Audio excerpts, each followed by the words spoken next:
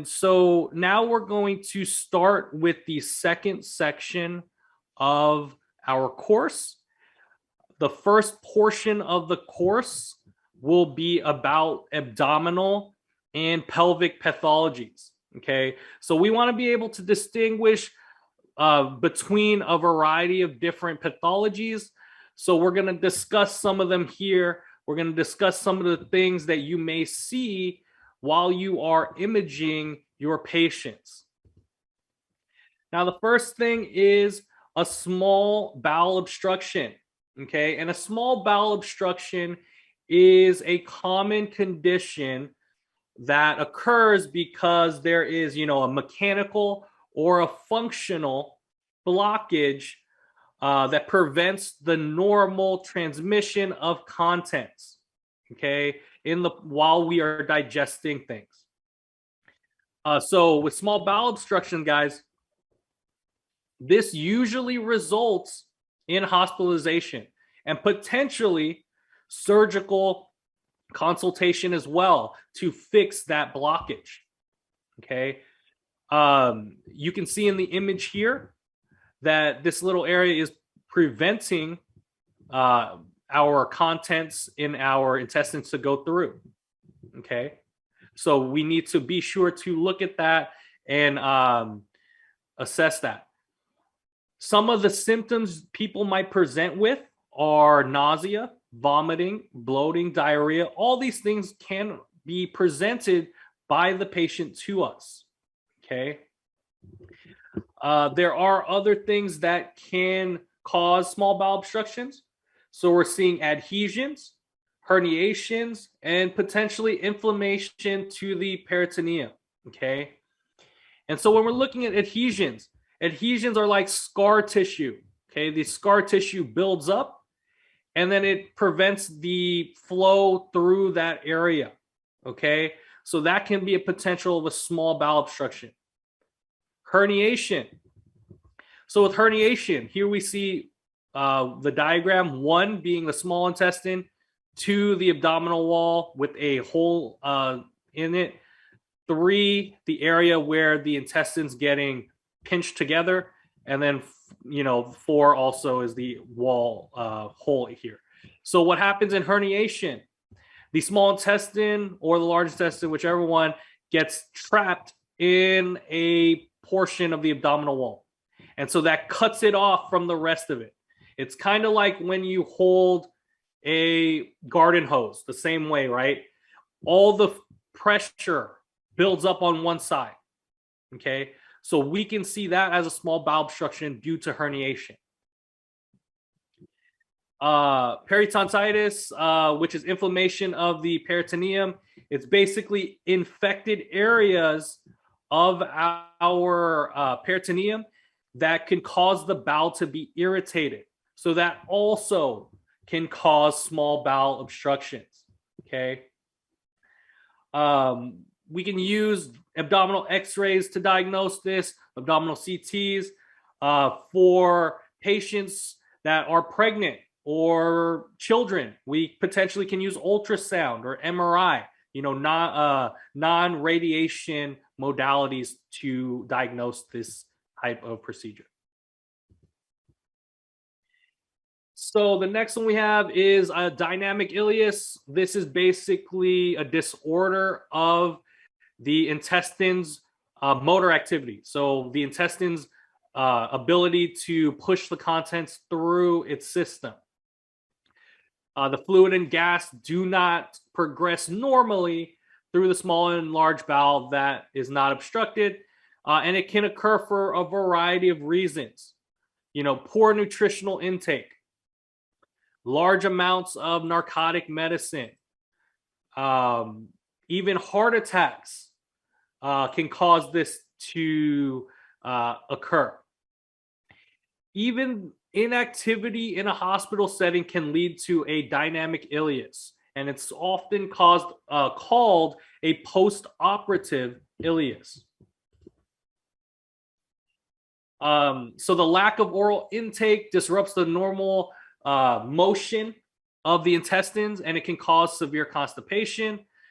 Usually when surgeons are operating on patients, they expect a certain degree of this condition to happen, a certain degree of post-operative ileus to occur whenever there is surgery in that area.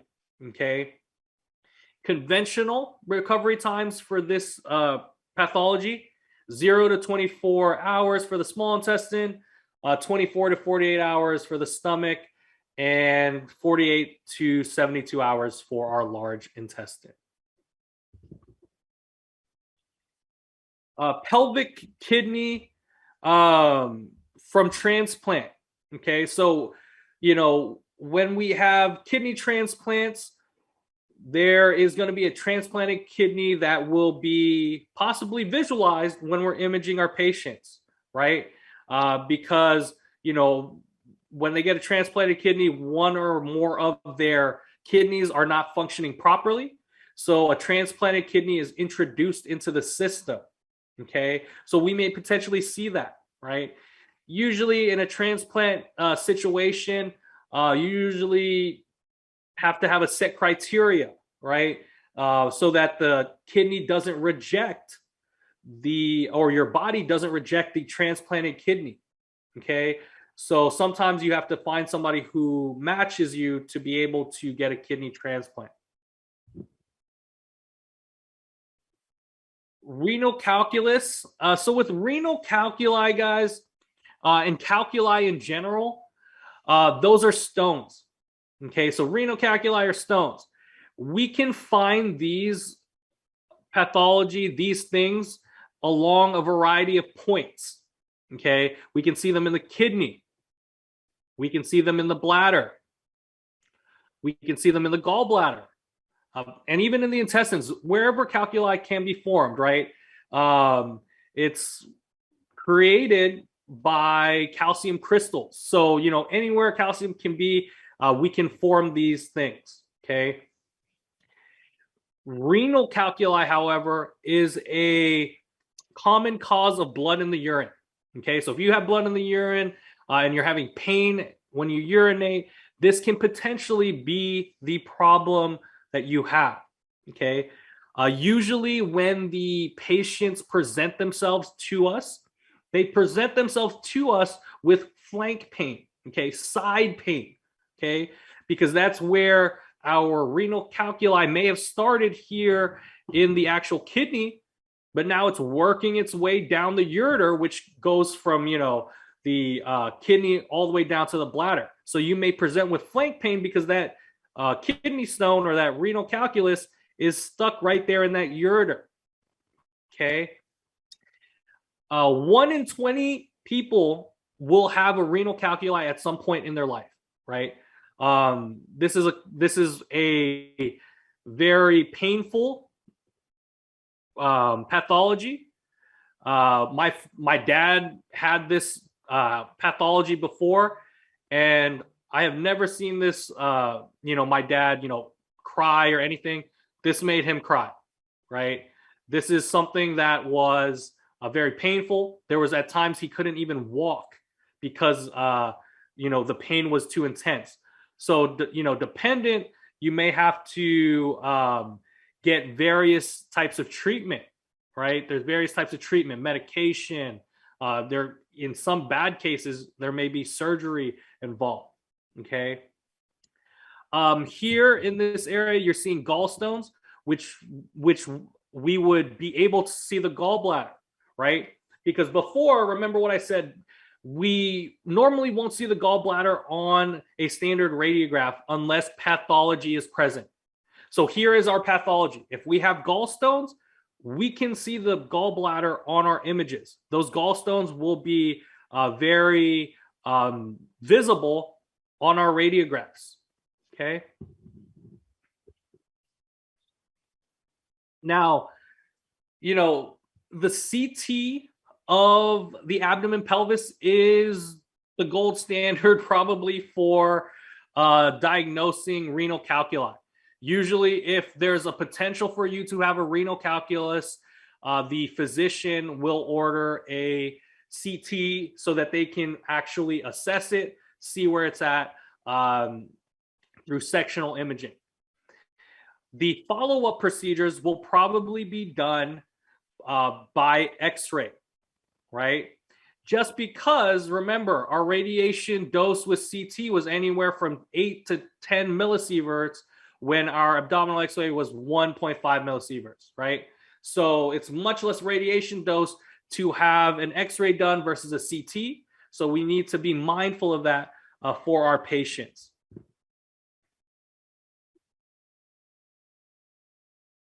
Pneumoperitoneum, again, the peritoneum is a serous membrane that lines the abdominal cavity.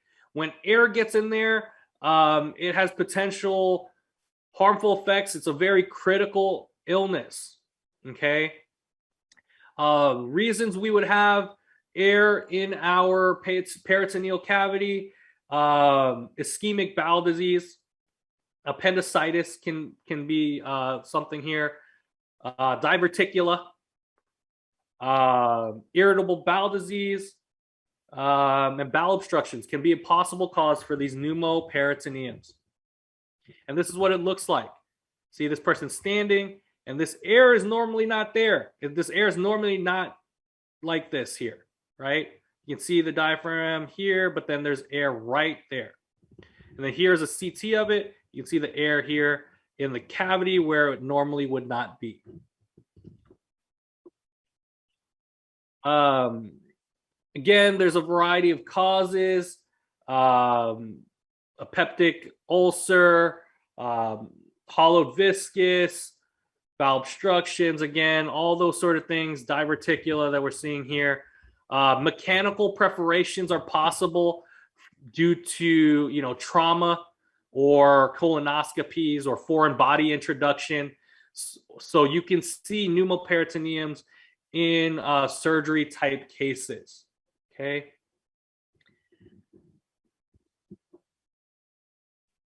Foreign body evaluation. So foreign body evaluation is something that we definitely look at, okay? An upright abdomen should be performed to include the diaphragm to evaluate for intestinal perforation. That's what we're looking for.